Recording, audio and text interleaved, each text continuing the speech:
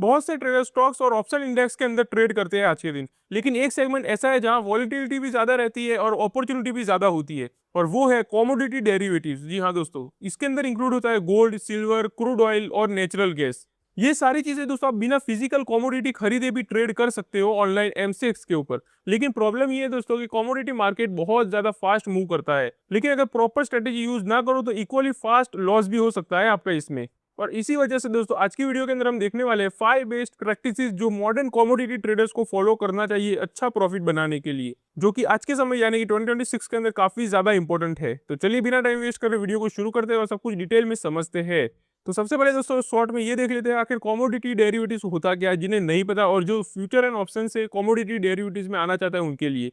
तो commodity derivatives are financial contract based on commodity prices. जी हाँ, इसका मतलब ये होता है दोस्तों कि you do not need to buy actual gold और ऑयल, मतलब कि आपको एक्चुअल गोल्ड या ऑयल खरीदना नहीं पड़ता इसके अंदर। इंस्टेड आप फ्यूचर कॉन्ट्रैक्ट ट्रेड कर सकते हो, जिसमें कि आप फ्यूचर प्राइस मूवमेंट के ऊपर बेट करते हो पहले से ही।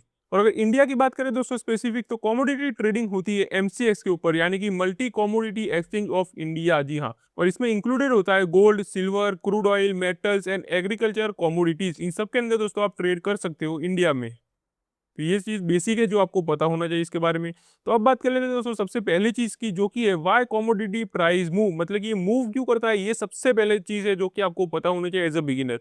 तो कमोडिटी मार्केट का सबसे इंपॉर्टेंट रूल ये है दोस्तों कि प्राइस कभी भी रैंडमली मूव नहीं करती। मतलब दोस्तों ये कोई स्टॉक या इंडेक्स के जैसा नहीं है कि कोई छोटे मोटे रूल की वजह से मूव कर जाए। हर कमोडिटी के पीछे कोई फैक्टर होता है, कोई रूल होता है जिसकी वजह से प्राइस मूवमेंट करता है। तो ये सबसे पहली चीज़ आपको पता होनी चाहिए। अब बात कर लेते हैं सबसे पहले ग्लोबल फैक्टर की। अगर ग्लोबली अगर हम देखा जाए तो यूएस डॉलर के मूवमेंट के ऊपर बेस रहता है। फिर जियोपॉलिटिकल टेंशन भी देखना पड़ता है इसमें आपको, एंड इन्फ्लेशन डेटा के हिसाब से भी मूवमेंट करता है। जैसे कि अगर एग्जांपल की बात करें, यूएस डॉलर ऊपर जाता है मतलब कि उसकी वैल्यू बढ़ती है, तो आपको गोल्ड प्राइस के अंदर थोड़ा प्रेशर देखने को मिलेगा, क्योंकि दोस्तों गोल्ड ट्रेडिंग कम हो जाएगी उस हिसाब से वर्ल्ड के अंदर। लेकिन दोस्तों जब भी कोई देश गोल्ड के हिसाब से बाय या सेल करेगा अपनी चीजों को, तो वो गोल्ड की वैल्यू बढ़ेगी तो यूएस डॉलर की वैल्यू कम होगी।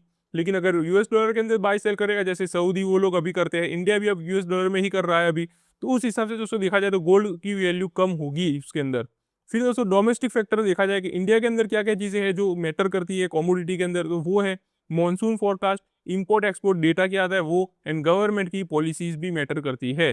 तो अगर दोस्तों जैसा कि एग्जाम्पल देखिए कि मॉनसून के अंदर मान लो कि वीक रहा, तो एग्रीकल्चर कमोडिटी का प्राइस ऊपर चला जाएगा, क्योंकि दोस्तों वाटर की कमी की वजह से प्रोडक्ट सही से नहीं होगा, इसीलिए जो प्रोडक्ट बचा हुआ है उसकी प्राइस ऊपर चली जाएगी, मतलब कि डिमांड ज़्यादा होगी, सप्लाई कम होगी इसी वजह से। और अगर ट्रेडर ये फैक्टर दोस्तों समझता है तो वो पैनिक ट्रेडिंग अवॉइड कर सकता है और अच्छे से समझ कर ट्रेडिंग कर सकता है कमोडिटी के अंदर।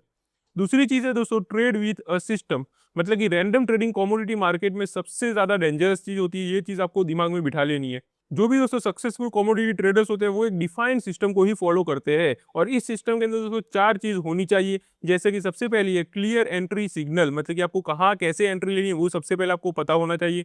प्री डिफाइंड स्टॉप लॉस होना चाहिए, मतलब कि जब एंट्री ले रहे हो तो आपको ये भी पता होना चाहिए कि आपका स्टॉप लॉस कहाँ रहेगा। थर्ड है रियलिस्टिक टारगेट, मतलब कि ऐसा नहीं है बहुत बड़ा टारगेट रख दिया या बहुत छोटा टारगेट रखा, जहाँ पर टारगेट बनता है आपको पता होना चाहिए और वहीं पर आपको टारगेट सेट करना है। एंड प्रॉपर पोजीशन साइजिंग, ये भी आपको पता होना चाहिए। और अगर इसका एग्जांपल देखें दोस्तों, अगर आपको ब्रेकआउट स्ट्रेटेजी पर काम कर रहे हो तो always back test strategy on chart, मतलब कि आपको चार्ट पर पहले से हिस्ट्री के अंदर जाकर भी देखना है कि मेरी स्ट्रेटेजी काम करती भी है या नहीं कमोडिटी ट्रेडिंग के अंदर। तो ये भी काफ़ी इंपॉर्टेंट चीज़ है। थर्ड है रिस्क मैनेजमेंट, ये तो दोस्तों हर एक ट्रेडर को आना ही चाहिए, फिर चाहे आप एफएनओ ट्रेडिंग करते हो या कमोडिटी ट्रेडिंग करते हो। तो कमोडिटी मार्केट में दोस्तों वॉलेटिलिटी काफ़ी ज़्यादा हाई होती है, मैंने आपको पहले ही बता दिया।